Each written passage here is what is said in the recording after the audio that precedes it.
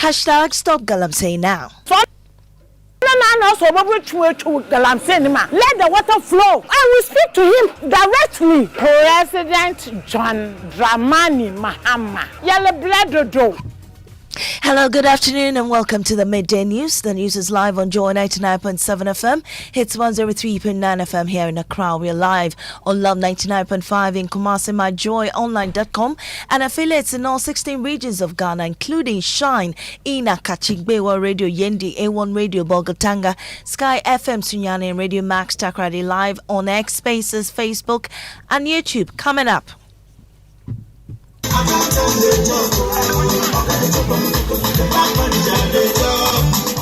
Academic activities in Ghana public universities set to grind to a halt as senior staff begin an indefinite strike today. Declaration of an indefinite strike.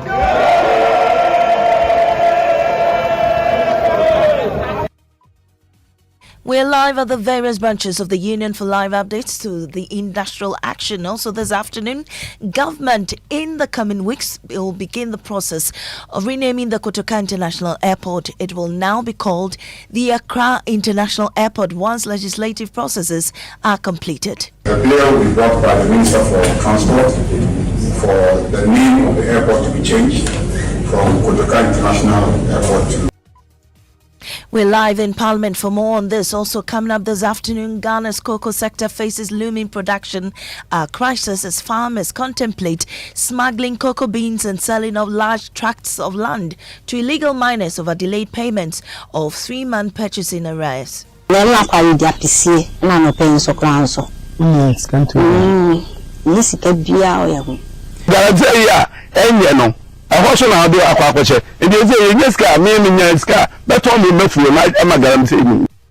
Well, we have details as agriculture economists suggest government must not sacrifice welfare of the cocoa farmers. Cocoa Board rethinks its financing strategy after scrapping syndicated loan program.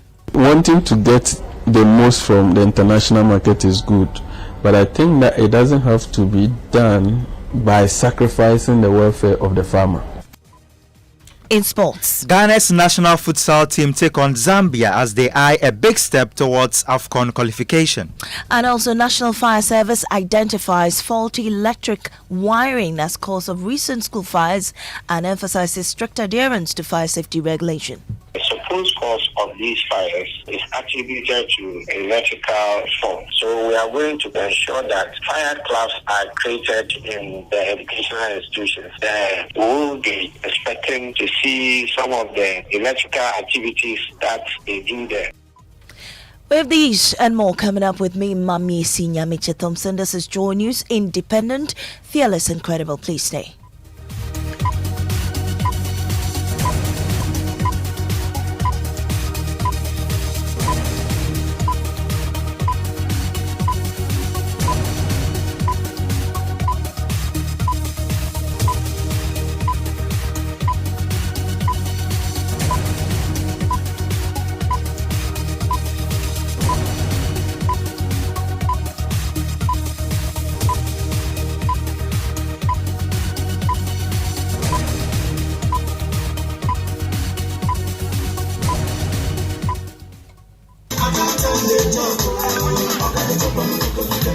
Well, academic activities across Ghana's public universities are set to grind to a halt starting today as senior staff of the universities begin an indefinite strike over unresolved labor grievances.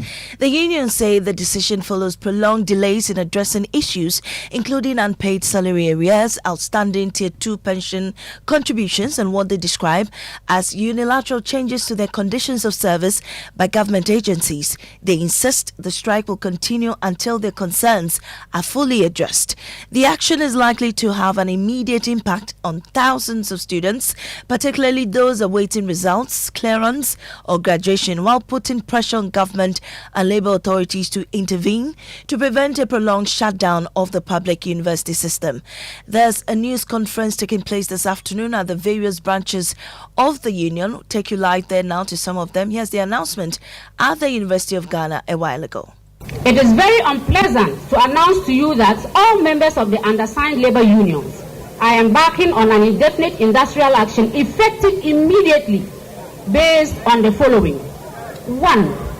The Fair Wages and Salaries Commission's unilateral decision to alter our conditions of service. And the background to this. The Senior Staff Association Universities of Ghana signed an agreement with the Fair Wages and Salaries Commission, and for that matter the government, which states in part that the senior staff of public universities qualify for an overtime allowance. This agreement has been in force since 2021. Only last year in May, the University of Ghana decided to stop the payment of overtime allowance and replace it by what they call-in allowance. Their reason being that the UG does not have the financial resources to pay, and anytime they put it into their payroll, the audit service rejects it. The university's attention was drawn to the signed agreement with government, but they ignored the concerns raised. As a result of the above challenge and defiance from UG, the unions threatened to embark on an industrial action. The National Labour Commission intervened and invited the parties for resolution. When the parties appeared, the Fair Wages came to testify that indeed the unions have a signed agreement. And since negotiations are ongoing and not concluded, UG must therefore continue to pay. The UG then sought permission from the Labour Commission to engage further and report at the next sitting. After the meeting with the NLC, the Fair Wages and Salaries Commission invited the unions to continue with negotiations.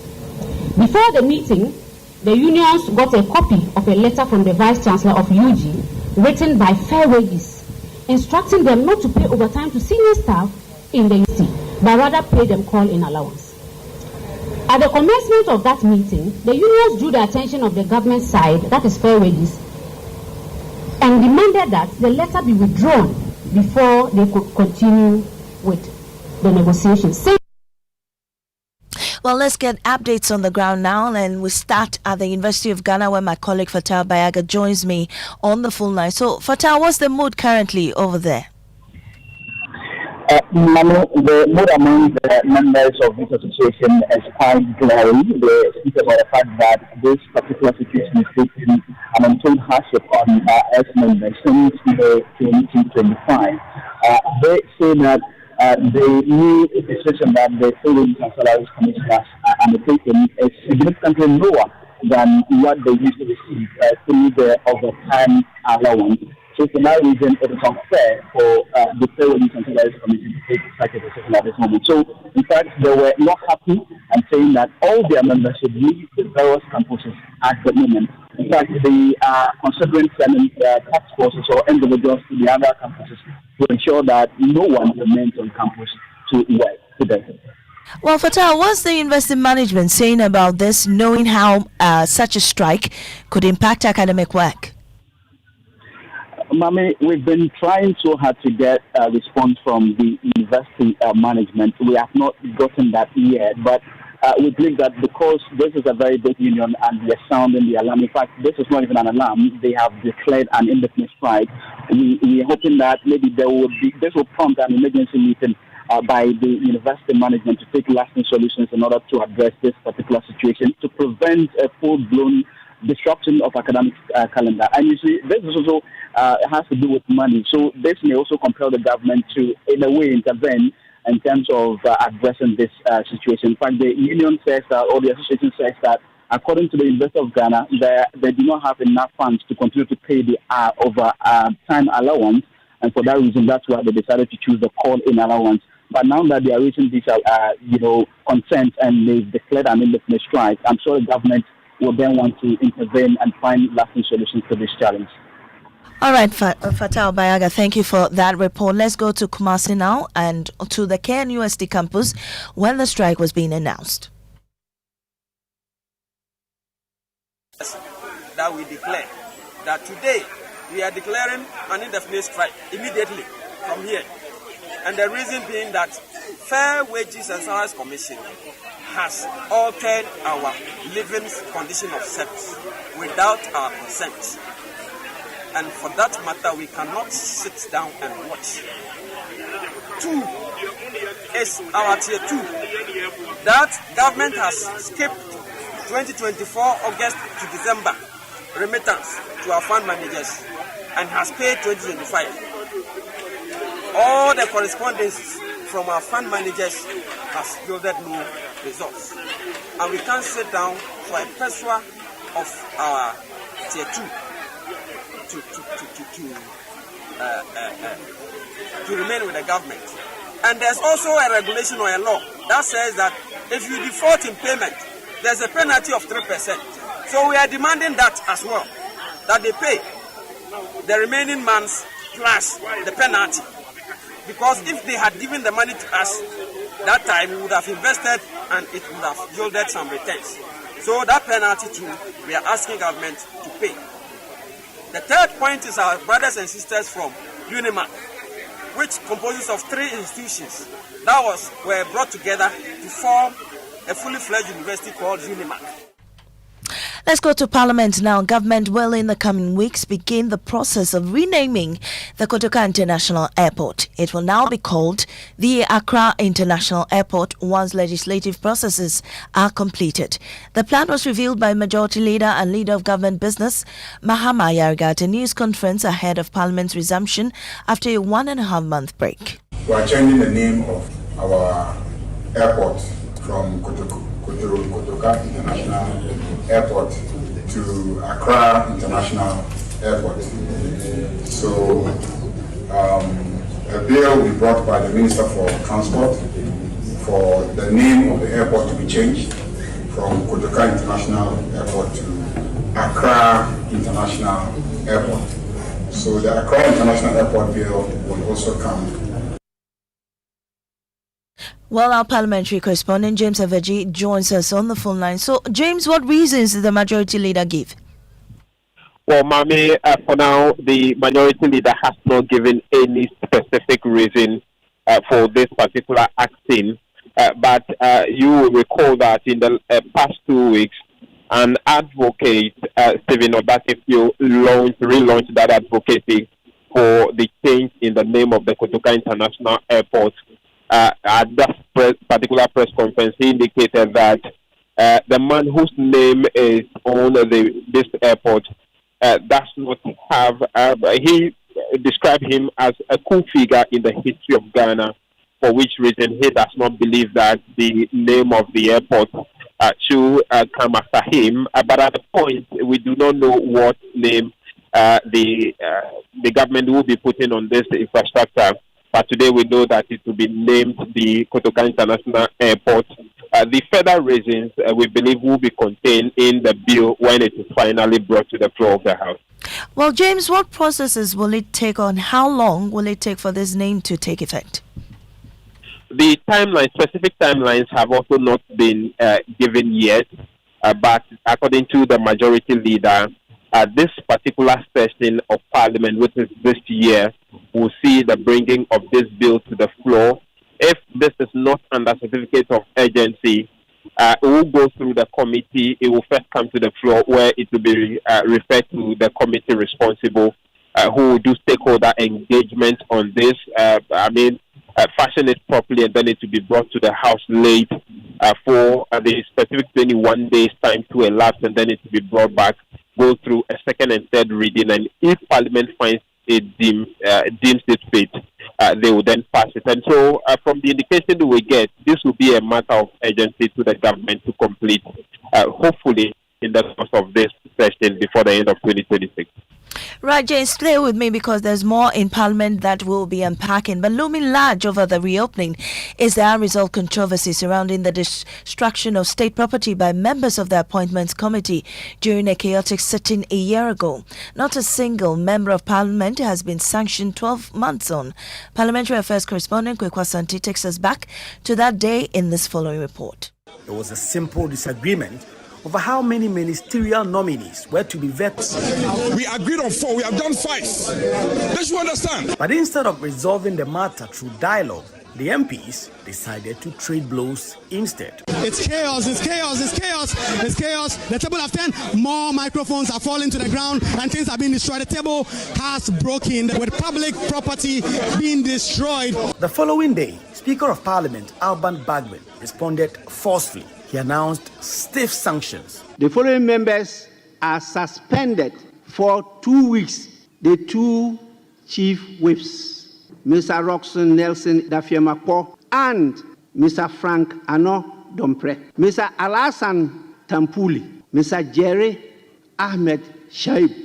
In a dramatic turn of events, the Speaker later reversed the suspensions, and it followed appeals from both the minority and majority leaders. I, on behalf of my caucus, would want to assure the public that such an action will not be seen in the public space. I also, on behalf of my side, appeal to you to reconsider your decision.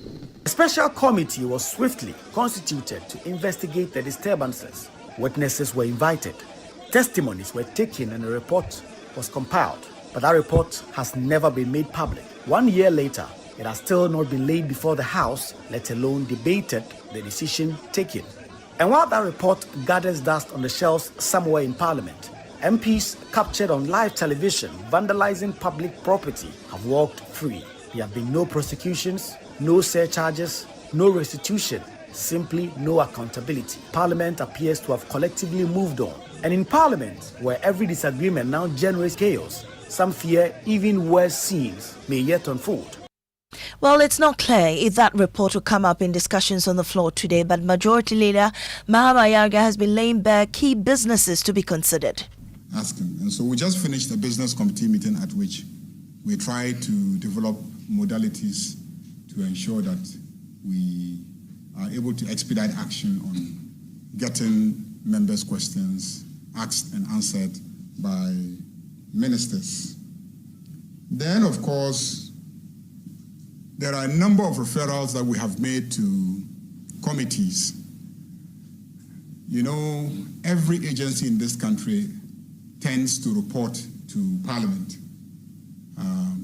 sometimes directly, sometimes through their ministers. There are two reports. There's the audit report. That one goes to Public Accounts Committee. So what you see them do at Public Accounts Committee is to find out money is given to you, did you spend it, did you not spend it, did you spend it properly, did you not spend it properly. That is kind of financial accountability. But there's a second set of reporting, which is we gave you the money to provide schools and teachers and to teach children. Meanwhile, Minority Leader Alexander Afenyomarkin is pushing for motions from his side to be considered. We hold a view that in this meeting, the majority should be more accommodating. They must hear us. They must allow more advocacy. We expect Speaker to be admitting more and more of our motions. Last year, we went through a lot of frustrations. You file a motion, decline, and sometimes it comes in at the late hour, 11th hour.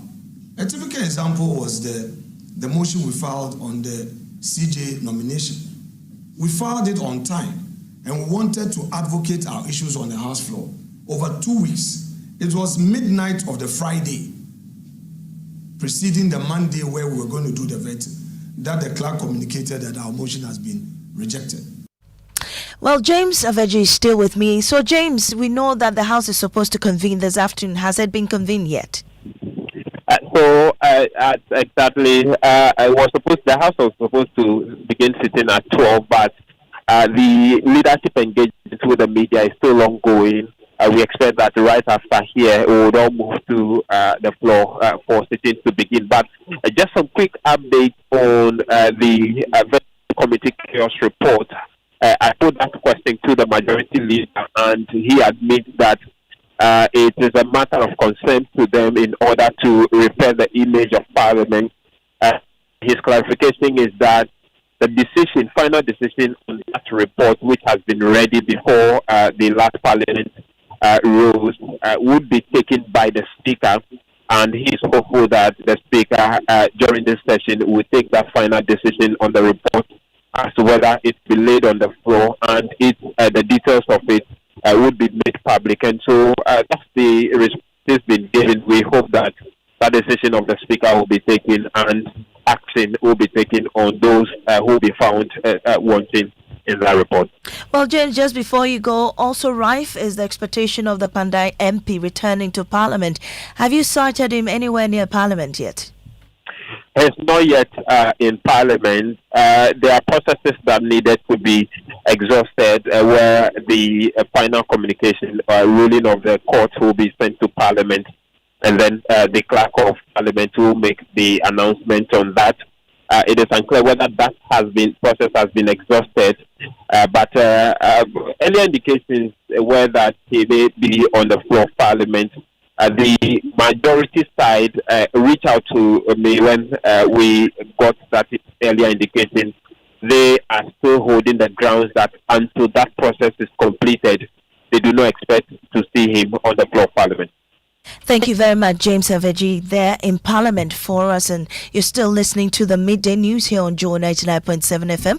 We'll take a break when we return. Ghana's cocoa sector facing looming production crisis as farmers contemplate smuggling cocoa beans and selling off large tracts of land to illegal miners over delayed payments or 3-month purchase in arrears. Yes,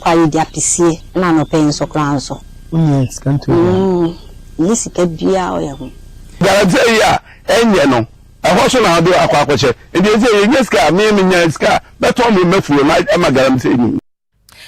also we'll hear from agriculture economists suggesting government must not sacrifice welfare of the cocoa farmers as Cocoa Board rethinks its financing strategy after scrapping syndicated loan program. Wanting to get the most from the international market is good, but I think that it doesn't have to be done by sacrificing the welfare of the farmer.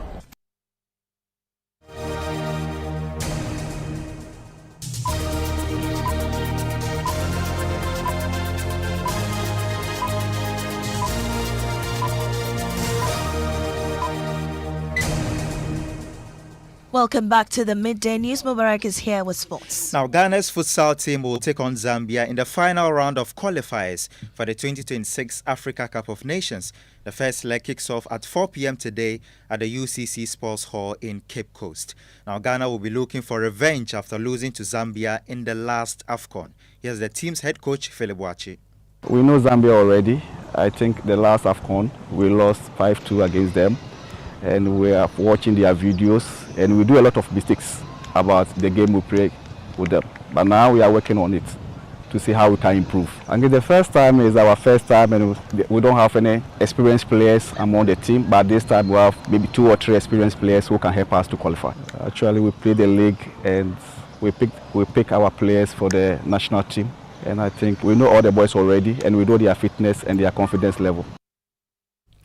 At 8 p.m. tonight in England, Arsenal will be looking to secure their spot in the final of the Carabao Cup as they take on Chelsea in the second leg of the semi-final. The Gunners hold a 3-2 advantage from the first leg. Back to you, Maame. Thank you, Mubarak. Now, it's day 3 of the decongestion exercise undertaken by the Accra Metropolitan Assembly. And Michelle Latte is on ground there for us. Michelle, what have you been observing? So, Maame, today, as you said, is day 3 and we are currently moving to Agbogbloshie Market when we are going to see a major decongestion exercise being taken. But so far, we've made some tours, or should I say some checks, at the Kanishi Polyclinic to assess the health situation there and sanitation also. We've also been to Kanishi, the footbridge, where we know very well that there has been a demarcation of the red line for the traders to stay behind. And so far, we've seen a heavy compliance, and we are looking forward to more to be seen in the coming days. The AMA says that by next week, we are looking at strict enforcement. This week, they are being lenient with the traders, still engaging them and still enforcing. So we are looking at that. Later in the day, we'll be at Agbogbloshie Market. Thank you, Michelle Latte, for that update. Now, as Ghana Cocoa Board races against time to rethink its financing scheme in cocoa purchases, some farmers in the Ashanti region are contemplating smuggling the beans to neighboring countries and selling off their lands to illegal miners. There's more in this following report. David Berko and his wife combed through their parcel of cocoa farm in the Kofiasi community of the Ashanti region in desperate search for ripe cocoa pods. After hours of frantic search, they collected baskets of the pods and head to their thatched house sitting in the middle of the deep cocoa plantation. This has been their source of livelihood for nearly 3 decades. But the past few months have been unprecedentedly difficult. Times are hard now. We used the initial payment to settle our labors. Because I have no money, I told my son to stay home from school. 2 days school uncle. 5 school. It's coming in one more. When I'm not going school more. For 3 months now, the couple have not received any funds for the cocoa beans they supplied to the local license buying company. Requesting money due them has become a daily struggle, throwing them into untoward hardship.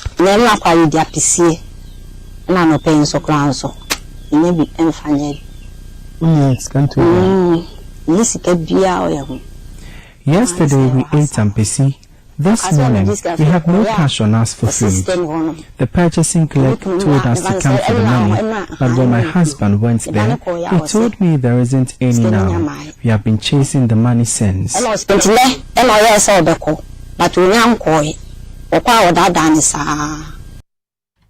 Emmanuel Bright-Kweku with that report. Now, the act of illegal fishing in coastal areas has destroyed fish species, damaged habitats, posed health hazards, contaminated water bodies, led to conflicts with semi-industrial fishers, and in extreme cases resulted in loss of life. Mohammed Kayaba has more in our Climate Evidence series. Many agrarian communities in Ghana rely heavily on farming and fishing as their main source of livelihood. These farmers do everything possible to make good profits for sustenance. Circumstances such as finances, lack of job opportunity, inadequate education, lack of law enforcement, politicization of issues among fishermen has led some individuals in the fishing communities to engage in illegal fishing, which tends to create negative impact on fishing and put the lives of fish consumers at risk, as well as destroying some aquatic animals. We take you to the Winneba landing site to engage leadership and some canoe owners on issues of illegal fishing in the area and its impact on fishing as well as the consumers. From 90s to 2000. So light. It's started light and I saw about Saturn and I'm a coffee.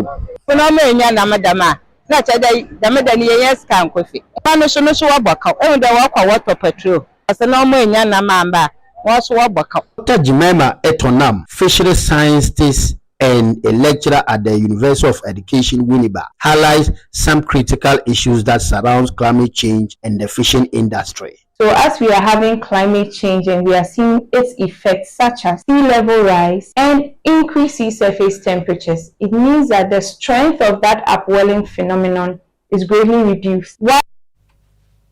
Ghana has been selected to host the 2026 edition of Remapsin Media Forum and Awards. This follows the country's recognition of this year's event in Cotonou, Benin, and also at that same award, Joint News editor MFA Tiamwa Eli was adjudged Best Journalist in Health Reporting in the radio category. There's more on this report. The announcement was made at the 2025 Remapsin Media Forum and Awards for the promotion of health and environment. The event coincided with the commemoration of Neglected Tropical Diseases Day, placing a strong spotlight on diseases that continue to affect millions across Africa but receive limited media attention. At the closing ceremony, Ghana was named Most Committed Country in Remapsin 2025. Yusuf Bamba is president of Remapsin. Les médias ne sont pas de simples observateurs. The media are not mere observers. They are agents of social change. By addressing neglected tropical diseases with rigor, humanity, and consistency, we can help save lives and restore hope to affected populations. Ghana's recognition was further reinforced when country coordinator MFA Tiamwa Eli was adjudged Best Journalist in Health Reporting radio category, emerging among journalists from across West and Central Africa. For me, this award means staying true to the social contract of journalism. And for Remapsin Ghana, the multimedia group that I represent, it is a call for us to stay committed to telling stories that bring hope and make people feel dignified in society.